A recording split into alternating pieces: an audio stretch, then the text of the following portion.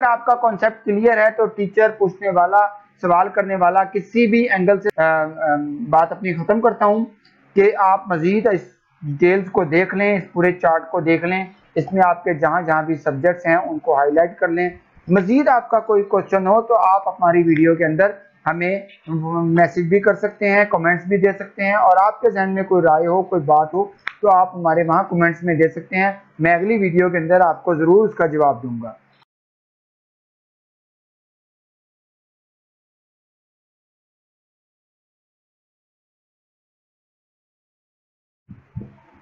अस्सलामुअलैकुम। जी स्टूडेंट्स, जैसे कि आपको मालूम है कि मिड टर्म के क्विज़ का शेड्यूल अनाउंस हो गया है।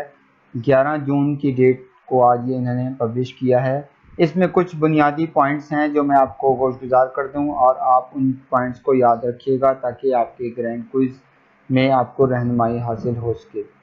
नंबर एक चीज़ कि आपने अपने जो शेड्यूल ये आ गया है, आपने अपने सब्जेक्ट इसमें मार्क कर लें, और जो भी आपके मुतलका सब्जेक्ट हैं, ये पूरा एक शेड्यूल का डिटेल्स दी हुई है टेबल में। आप अपने मतलूबा सब्जेक्ट जो आपके हैं वो उसको मार्क कर लें या हाईलाइट कर लें और इसको नुमाया कर लें। उसके बाद इस पे डेट लिखी हुई है हर कॉलम के टॉप पर कि ये पहला पेपर 22 को होगा, फिर 23 को, 24 को, 25 को, और इस तरह से ये तमाम सब्जेक्ट्स के पेपर होंगे। और एंडिंग जो पेपर होगा वो होगा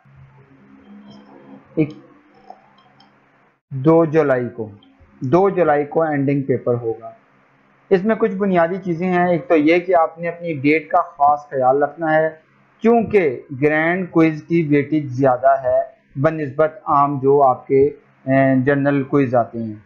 जनरल क्विज़ 10 नंबर का होता है, जबकि ग्रैंड क्विज़ आपका नेमुल बदल है मिड टर्म एग्ज़ाम का। बहुत अच्छा ये आपके पास चांस है और आप इसको कतई भी मिस ना कीजिएगा। ग्रैंड क्विज़ में आप इजीली अपने क्विज़ को अटेम्प्ट कर सकते हैं और इसकी वेटेज 15% से 20% है। कुछ बच्चों ने मेरे से सवाल किया था कि सर इन्होंने अनाउंसमेंट लिखा है कि ग्रैंड क्विज़ आएगा या असाइनमेंट आएगी, तो उसका मैं ये वजाहत करता हूँ कि कुछ सब्जेक्ट ऐसे हैं जिसका ग्रैंड क्विज़ नहीं हो सकता। मिसाल के तौर पे एक मैथ लैब का सब्जेक्ट है जिसका ग्रैंड क्विज़, क्योंकि वो टोटल प्रैक्टिकल सब्जेक्ट हैं।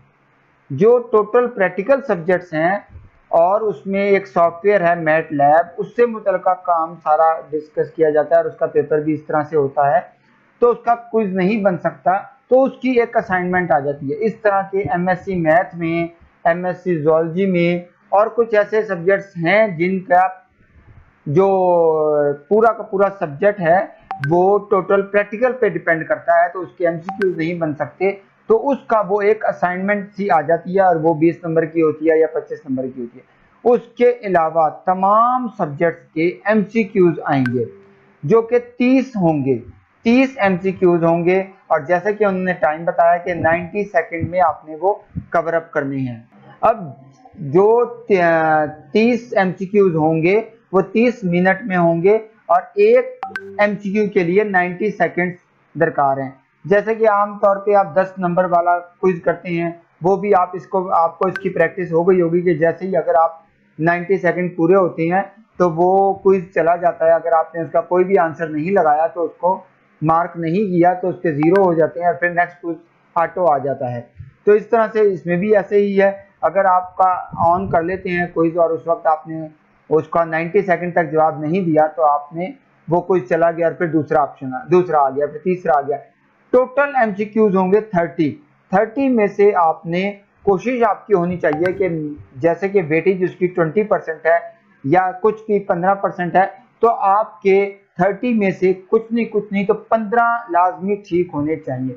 वैसे तो कोशिश ये होनी चाहिए कि आपके 30/30 ठीक हों बिल्कुल, लेकिन उसके लिए आप कोशिश करें कि आपके कम अज कम 15 लाजमी ठीक हों अगर आपने पास होना है तो ये एक रफली एस्टीमेट है और हमारी और आपकी कोशिश ये होगी कि इसमें आपके 30 में से 30 ही ठीक हों, और उसके लिए आप मुख्तलिफ तरह के बुक्स